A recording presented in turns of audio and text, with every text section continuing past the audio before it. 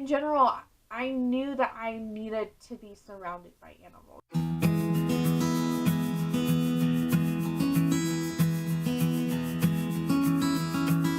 Hi guys! I went into Northwest thinking that I was going to be an education student, and that didn't really work out. So one of the reasons why I chose Northwest was the fact that it had my number one field of study and my number two. My number one was education, and my number two was agriculture. So that's pretty much how I got into that whole spectrum in the first place. Now that I'm in agriculture, I went from elementary ed to ag education to ag science because I realized that people is not really my thing. So the reason I didn't go into animal science was I realized I would get my degree done a lot faster if I just went into animal science. I only needed about a year and a half more to finish, which meant that I would finish in 4 years, which is crazy because not a lot of people do that anymore. With an ag science degree, you can do a whole bunch of things, and kind of the reality about it is that you only have, so many options, and with those options only comes so many jobs.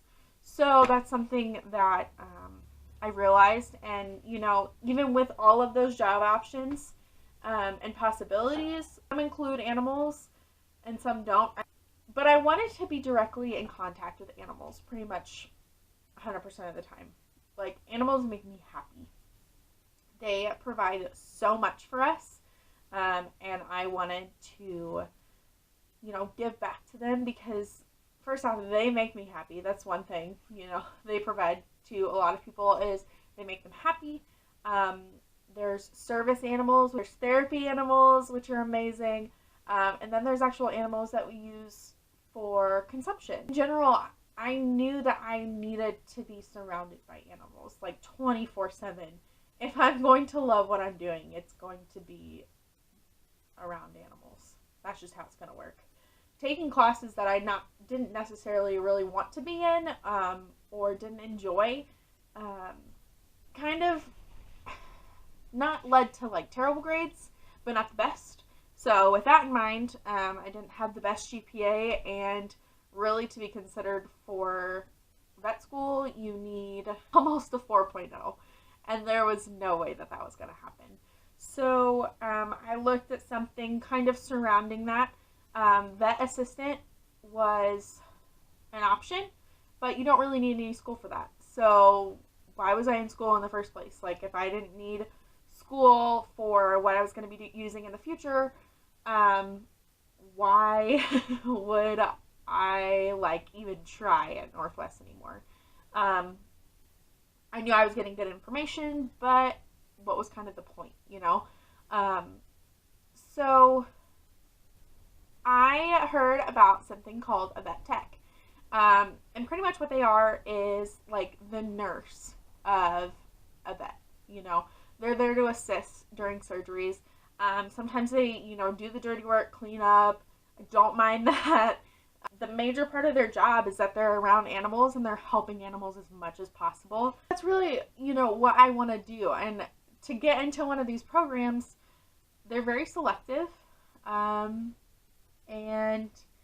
that really scared me because in all reality, I have just a little bit of a self-confidence issue. So that made this whole process kind of difficult. So I just want to take you through. So my process in doing this is making sure that by the end of this program that I could potentially go through, that I would be 100% certified.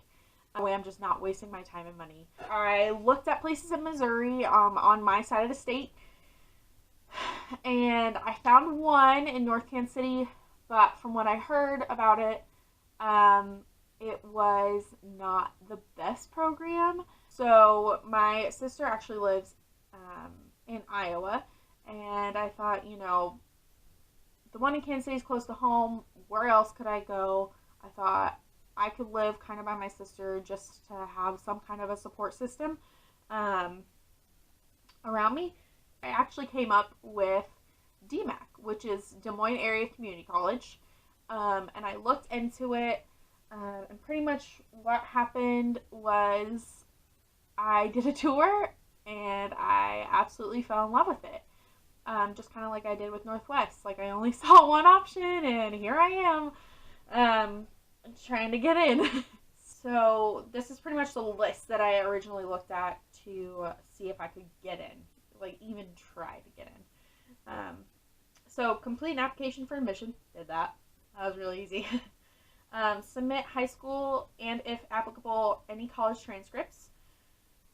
Something interesting about this kind of a program is it's a tech program, right? So with a lot of tech programs, you actually don't need any college, like at all. You can go straight from high school into this program. Grades must have been minimum cumulative GPA of 2.0, and combined college transcripts and grades must have a minimum cumulative GPA of 2.0. So high school, I did really well. College, I'm well above a 2.0. So there was no problem with that. Submit evidence of grade C or better in any 1 year of high school biology or equivalent. Submit evidence of grade C or better in any 1 year of high school chemistry or equivalent.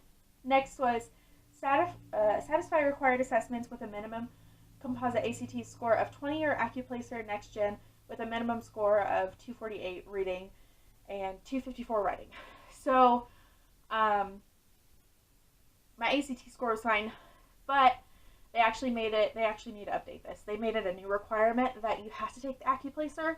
Next is complete the veterinary technology program, admissions tests, or the HESI exam. So I took the HESI exam, which was chemistry, biology. That's what they told me. It was chemistry and biology.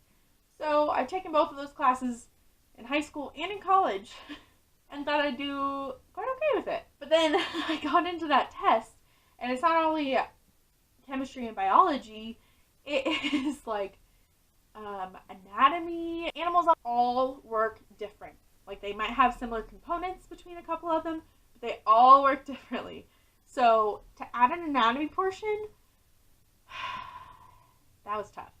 Didn't do so hot on that portion, but that's okay. Whenever I took the exam, there wasn't a minimum score. So pretty much I could take it, bomb it, and pretty much pass. Took the HESI exam, and I took the Accuplacer at the same time. So I took the Accuplacer. It only took me about an hour. It was really easy. It was just reading and writing. Then I took the HESI exam, and that one was more closer to me, like about 2 hours. So pretty much I spent 3 hours in the DMACC testing center. So then after those, you need to attend a veterinary technology program informational seminar, which I got done in September. So I would have started this actually like way back, like in the summer, I guess, of 2018. So it was good. Honestly, it scared me just a tiny bit, especially when she said that over 200 people apply every single year for 30 spots. That part scared the crap out of me. So I did my tour. I filled out my application that day. Went to the seminar, and then I can't remember when I took my tests. Probably, I think I took them in January. Yeah, January 25th, I think.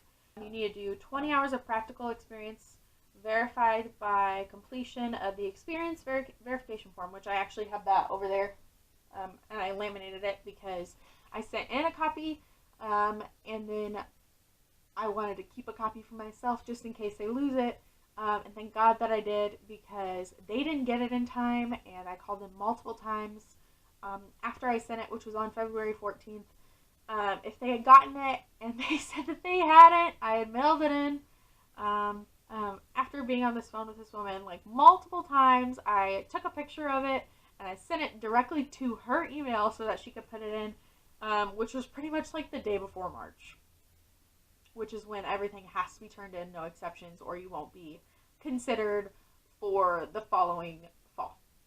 After you do your 20 hours and get that all turned in, you wait. And honestly, this has been really tough for me because I'd rather know right then and there if I got in or not. So after you get all of those things done, there's an interview process. Okay, so on the website it says that interviews will happen after April 1st. Okay, well, it is April 11th. I am very impatient, so I was like, am I going to get an email? Am I going to get something in the mail? Do you contact people that don't get an interview? Like, I was very curious. So on Monday or Tuesday, I called them and I was like, I need you to tell me what's going to happen because I have been waiting for obviously like a month and a half already. Please tell me what I'm waiting for because I'm freaking out here. And she said that they will pick the first round of interviewees by the end of the next week. And I said, okay. And she said that it will come in the mail, it'll be a letter, and if you aren't picked, you won't get anything. So I talked to her beforehand, and she was like, more than 200 people this year have tried to get into the interview process, like have tried to get into these spots. Okay, awesome. I've heard of that before. It didn't make me feel any better about myself, to be completely honest with you. I had no confidence in myself even getting one of these letters. So I already knew what was in this letter. But I was still like, don't get your hopes up. It's probably another one of those things where they're telling you gotta finish, like, filling out FAFSA or something. I don't know. Like, I don't know. But the difference between this one, like this letter, and all the other ones that I've gotten is that this one's handwritten. It's got my full name, full address on it. So I just want to read you what is going on in here. Okay, it says, Dear applicant, I am pleased to inform you that we are extending an invitation for an interview for a seat in the class of 2021 DMACC Veterinary Technology. And I couldn't be more excited. Like, the first thing I did was call Brandon while he was at work. Never done that before, really, unless it was an emergency, so he probably was freaking out. But I told him, and he was, like, super excited for me.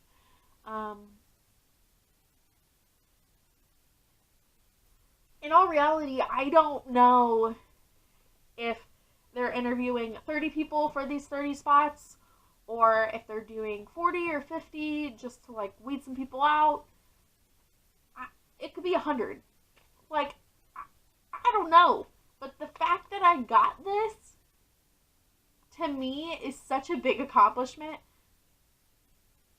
And that's why I wanted to film it. So, I'm hoping that, you know, I can update you in the future with what happens next. And probably, like, the interview process, and stuff like that. So this could be the difference between me being happy in the future and me not. So, it's just kind of amazing that I got one of these letters. Yeah. So, I guess I'll just talk to you guys later. Bye.